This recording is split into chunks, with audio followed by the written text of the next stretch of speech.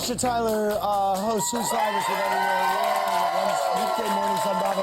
Unapologetic with Aisha Tyler, Mondays at 10 on AMC. Candy Show, Candy Coated Nights is Sundays at 9 on Bravo. See Alex Newell on Broadway, Once on This Island at the Circle in the Square Theater. Just got the 2018 Tony Award for Best Revival of a Musical. Let's go to the phones. Caller, what's your name and from where are you calling? Hi, Andy. It's Sarah from Virginia. Hey, Sarah, what's your question? My question is for Aisha. Aisha, since you did a whole segment about the C word on Unapologetic, what do you think are the most and least appropriate times to use the word? Oh, God, this is the best question I've ever gotten on national television or national internet, for that matter. Well, we were just talking about it. I was saying to Candy that I use the C word quite a bit, mainly because I'm never going to allow it to be weaponized against me. So it's a word that I use in conversation so that it's like how gays took back the word queer. Yes, exactly. Yes. Or black people use the N-word. I don't use the N-word for other more larger, more political reasons, but I don't begrudge people using it. It's your choice. Can I use it right now? No? Yes? No, it's up to you. I mean, don't bleep it out. Oh, yeah, okay, well, never mind. I'll just tell you that not at work. I would not use it at work. That's probably a bad idea. I use it with my friends. I often use it in reference to men when they're being a jerk. So many C words. Well, we know the C word we're talking about. Right. See you next Tuesday. Thank you. I do. When you're talking about men.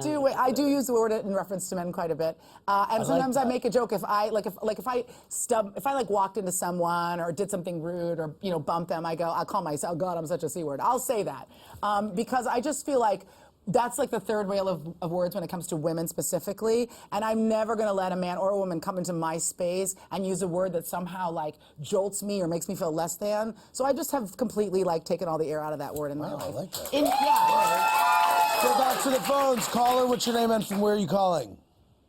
Hi, my name is Megan, and I'm calling from Chicago. Hey, what's your question? My question is for Candy. Okay.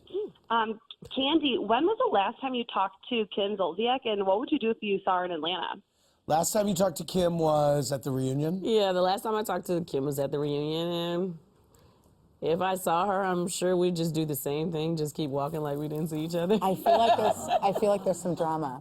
There's no drama. We don't even talk. I mean, there's no drama. We don't talk. Yeah, we don't talk. I mean, the thing about it was we had stopped talking for a long time anyway, and then we tried to start back talking for a short, brief period. Didn't work well. And then, we fell out again.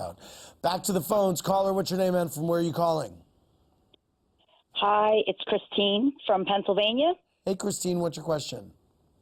First of all, I want to say, Candy, my boyfriend is in love with you. Ooh. And my question is for Aisha. Okay. What do you think of Omarosa joining Celebrity Big Brother? And did you get any behind-the-scenes dirt from Julie Chen? Oh, wow. Ooh. No. I mean, you know what's so funny? Like, Julie and I talk all the time, but not about work. Like, we typically talk about, family and, other stuff that we're into, travel and...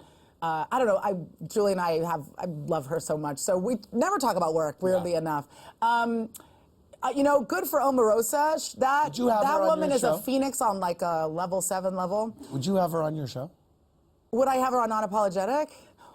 I would love to see that. It's interesting because I'm open and as a feminist, I support women in all of their choices, even if I don't agree with them.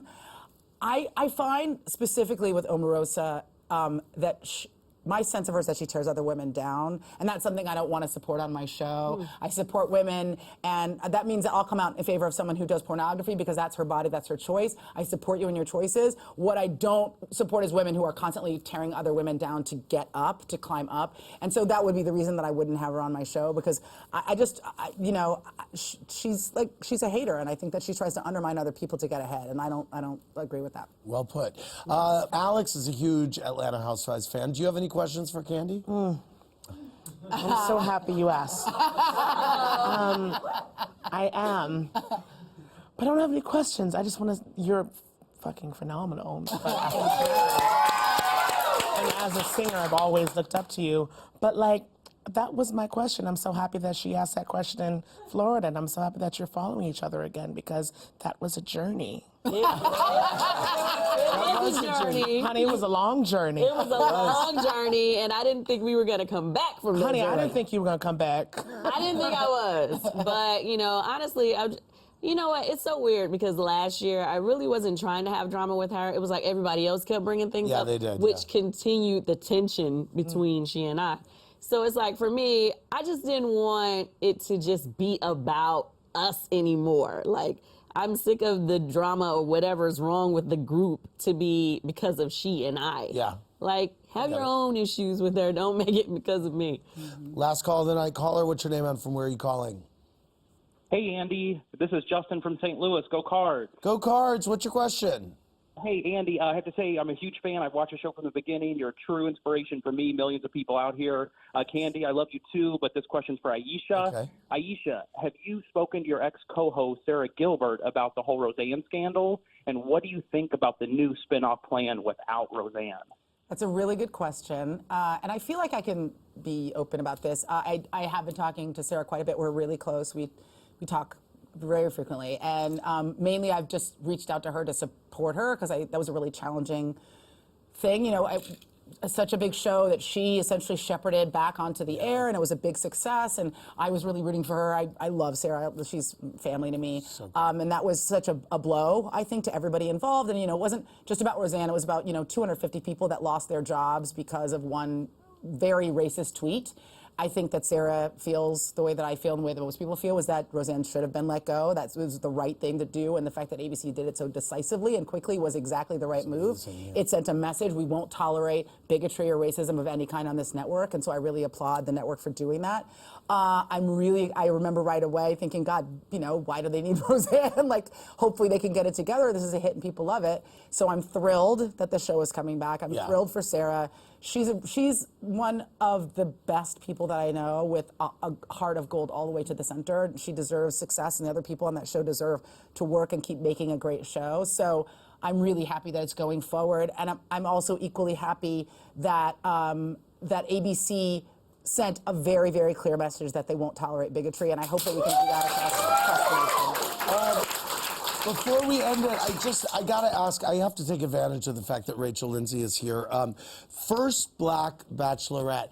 How much, honestly, how much pressure, when you found out that you were gonna be the bachelorette, how much pressure did you feel? I mean, because there was so much weight from all over the place and so many eyeballs, and they had not had a black bachelorette or bachelor, right? Right. And then here you are, the first, and I have to imagine, talk to me about the weight of that situation. Yeah, so when they asked me, I said no. I was like, I don't want to do that. Like, I did The Bachelor. I'm not trying to do The Bachelorette. And then I went home and I thought about it, and I thought, you know what? How many girls are sitting at home that look like me, who maybe watch the show, maybe have wanted to be a part of this franchise, and they've never seen someone that looks like them? So I thought, you know what, this is bigger than me. And so I decided to do it. I didn't think it would work. I'm fortunate that it did work. So I thought, okay, I'm gonna do this because I feel like it's bigger than me. I think I underestimated the pressure going into it, and then I started to have to answer to ABC or answer to Black America, answer and be judged about the decisions that I was making. And you saw me break down on the show about that. Right. I mean, specifically, when you're in there, is there a part of you that's thinking, if I don't choose a black guy, some people are gonna be pissed? I mean, that had to be. That was at the beginning. I mean, I was like, if I don't choose a black guy, people are going to be mad at me. I felt like black people would judge me. But then I thought, you know what, this is my journey for love, and if I'm serious about it, then I got to get over that. And I'm going to pick who's best for me. And I did. Very good. And he's Colombian. Not white, not black, Colombian. Colombian, perfect. Everybody happy now. Yeah, absolutely. I want to thank Rachel, Aisha, Candy, Alex. For more, click around BravoTV.com, everybody. Good night.